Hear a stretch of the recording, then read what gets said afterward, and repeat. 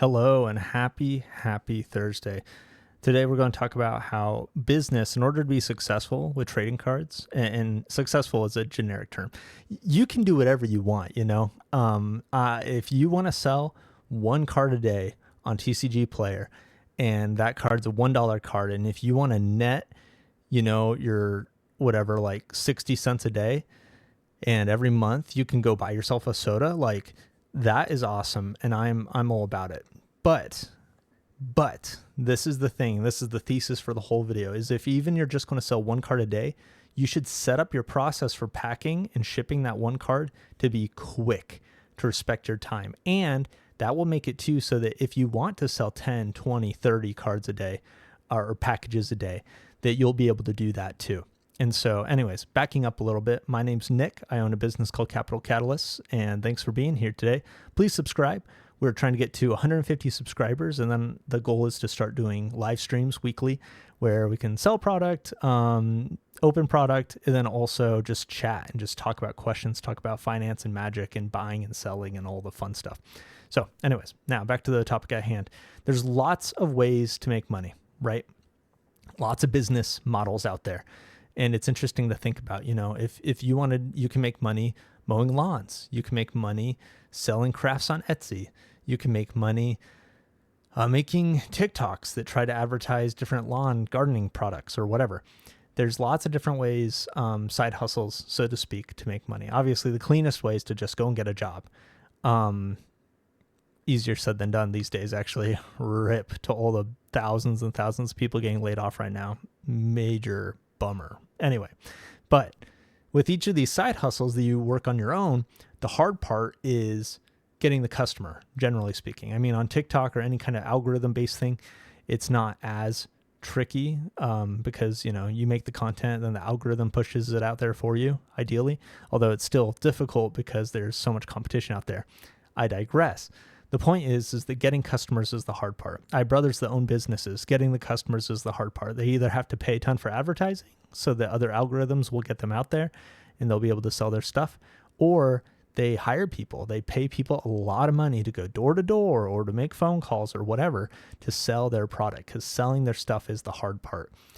And it's interesting because in trading card games, in selling Magic cards or Pokemon cards or any big major trading card game, the selling actually isn't the hard part. I mean, if you're doing your own website, that's a thing. But if you are selling on TCG Player or eBay, and you're, do a decent job with your listing on eBay, or you're selling a card that has any demand on TCG Player and you sell at a decent price, you will get the sale. And so it's interesting where for our business of selling trading cards, it is not about, we don't have to worry about getting the sale. And so what do we have to worry about? Well, there's kind of two things. So there's only two things that are between you and having a six-figure Pokemon, Magic, Yu-Gi-Oh, whatever card business. I basically only buy and sell Magic, by the way, but talking generally. Two things standing between you and six figures plus are sourcing, which is a tricky part, although some cool tips on that later. But all the big tips will probably be in another video. What this video is focused on is the actual operations of packing and shipping out and getting those cards out the door. And when it comes to that, speed and efficiency is everything. And I see these other YouTube channels and places where they talk about, I got 3 sales today. I got 6 sales today. I got 10 sales today. Oh, today was a crazy day. I got 15 sales. And that is fine. Like I said at the beginning, if you want to live a life where you get 1 sale a day and that makes you happy and you get to save the money and go buy a soda once a month, that is cool. That is super cool. Props to you. But you should have an efficient process. And that's what I'm going to go over, is what I do to try to make the most of my time. Now, I don't think that I have the most efficient process ever. I did make 6 figures selling trading cards last year. I know my process is decent, but there's certainly ways that can get better.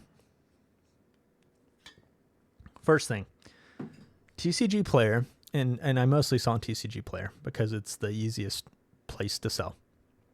The first thing is that when you get your packing slip off a TCG player, it's organized by set and then alphabetically.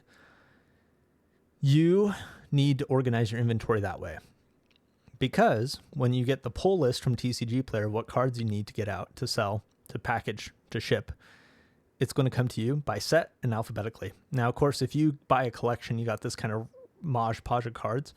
And I do this. I buy collections, I get Mod Podges of cards, and it would be a waste of time, I think, to organize every single one by set in alphabetically. And so sometimes when it's just this like small collection of a few hundred cards, I will sort it by color and, have artifacts or colorless is a group and lands are a group and multicolored are a group.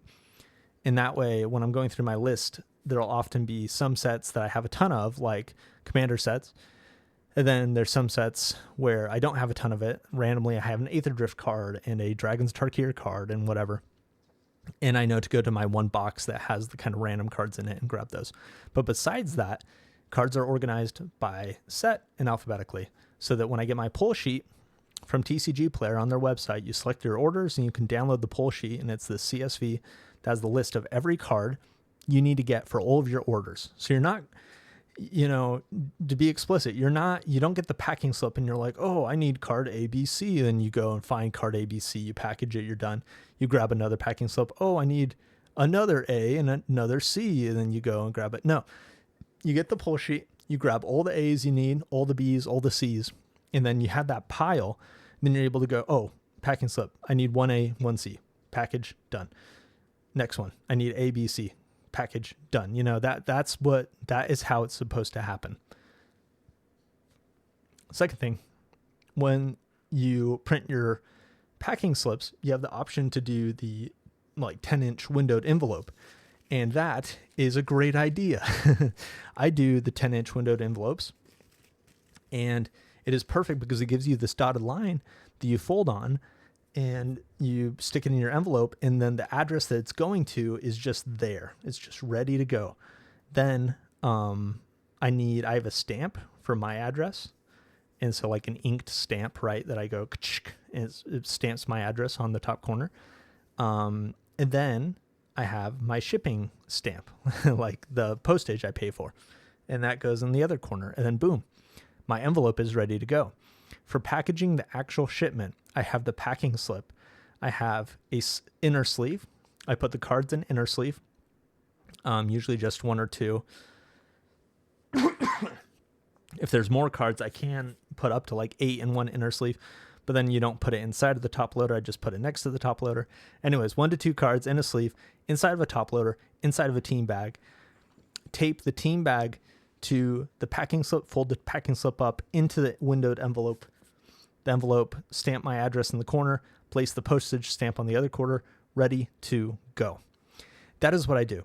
I can do about 15 shipments an hour, and I spend a couple hours a day on this, so about 30 shipments a day is my kind of comfort zone. I mean, it's a little much, but 30 shipments a day on average, where on the weekends I do more, like 50 a day on Saturday, Sunday.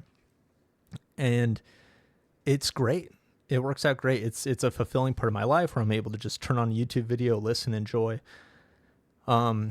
And it's just critical for sustainability that this process is clean and smooth. There are other ways to go about this. I know that there's other ways that might even be better. So for example, I know that I've done it before where you can download the shipping information for everybody, and there's ways to like upload it to a Word document that then you can print your address and their address onto envelopes.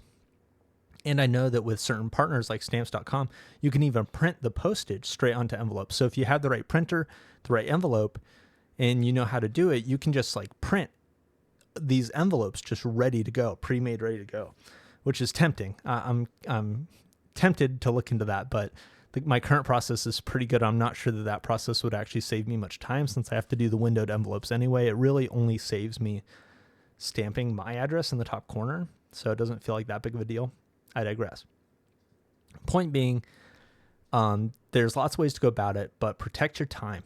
Make a timely system that is going to be efficient and effective And even if you just want to do 5 sales a day, those 5 sales will be efficient and quick. And then if at any point you want to do more, 10, 15, 20, 30, you'll be able to do it because you'll be ready to scale. That is the pro tip of the day. Anyways, thanks for watching. Like I said earlier, please subscribe. Trying to get to 150 subscribers. And thanks for being here. We'll see you.